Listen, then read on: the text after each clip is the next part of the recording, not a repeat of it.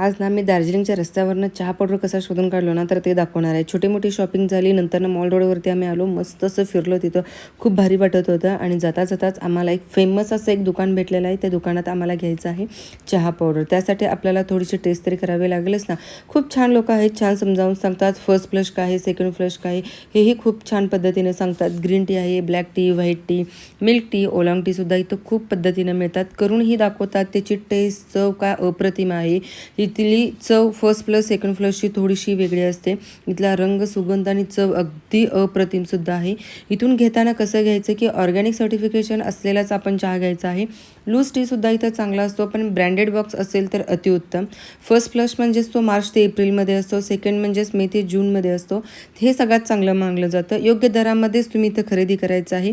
खूप स्वस्त असलं तर ते ऑथेंटिक नसल्याची शक्यता असते, त्यामुळे नक्कीच आवर्जून बघा. मी तर एक घेतलेला आहे.